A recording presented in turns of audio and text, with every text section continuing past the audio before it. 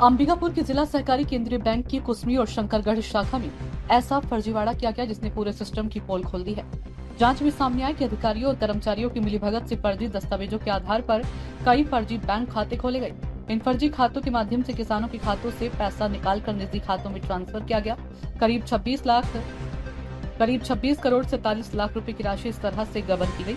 गिरफ्तार किए गए आरोपियों में बैंक कर्मी, शाखा प्रबंधक, सहायक लेखापाल और कंप्यूटर ऑपरेटर तक शामिल है। जांच में पाया गया कि न केवल किसानों के केसीसी खातों से पैसे उड़ाए गए, बल्कि जनपद पंचायत शंकरगढ़ और नरेगा धनेशपुर के नाम से भी फर्जी खाते खोले गए हैं।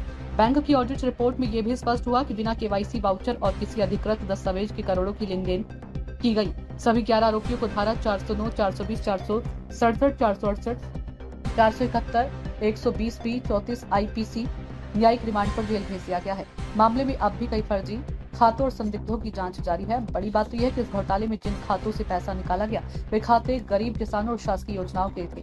सवाल तो यह है कि क्या बैंकिंग सिस्टम में ऐसे फर्जीवाड़े की जड़ें और भी गहरी है और क्या ये सिर्फ शुरुआत है। सवाल तो यह है कि 12 सालों से खाता एक्टिव है, जबकि बैंक में प्रत्येक वर्ष ऑडिट किया जाता है, फिर भी मामला उजागर नहीं हुआ।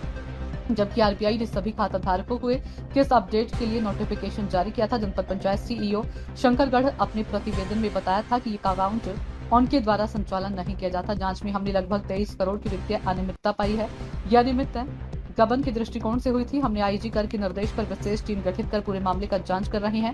11 आरोपियों को गिरफ्तार कर जेल भेज दिया गया। एक आरोपी की तलाश जारी है, साथ ही जांच जारी है। गौरतलब बात यह थी कि जनपद पंचायत शंकरगढ़ के सीईओ ने अपने प्रतिवेदन में ये कहा था कि ये अकाउंट जो है उनके द्वारा इस अकाउंट को संचालन नहीं किया जा रहा है। ये अकाउंट जो है पूर्ण रूप से फर्जी अकाउंट है। इसके साथ ही जो कुल राशि जो हम लोगों को इस जांच प्रतिवेदन के दौरान पता चली थी वो पता चली थी कि 23 करोड़ 74 लाख 5,608 रुपए की जो है वित्तीय अनियमितता इसके अंदर पाई गई थी, जिसमें गबन करने के आशय से जो है फर्जीवाड़ा इसके अंदर प्रथम दृष्टया हम लोगों को प्रतीत हुआ था। इसी के साथ ही जब जांच चल रही थी, उसी जांच के दौरान बैंक ने एक और जांच करवाई थी, जिसमें उन्होंने एक इंडिपेंडेंट फर्म से जो है नियुक्त टांग खत्री एंड एसोसिएट्स के द्वारा भी जो है वो उसका ऑडिट करवाया गया था।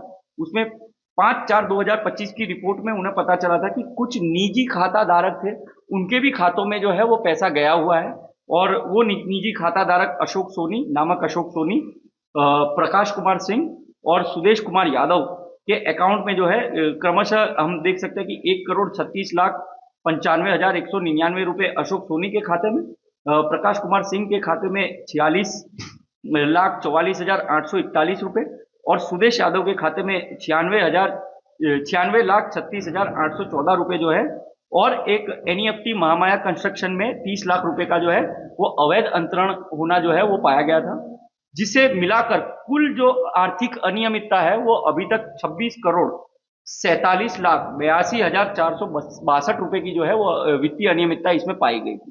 इसमें 3 पर्सपेक्टिव से जो है वो जांच पुलिस ने ली थी, जो कि एक वित्तीय अनियमितता थी, दूसरा गबन था, इसमें पैसे जो है उसको निकाल लिया गया था, स्थानांतरित किया गया था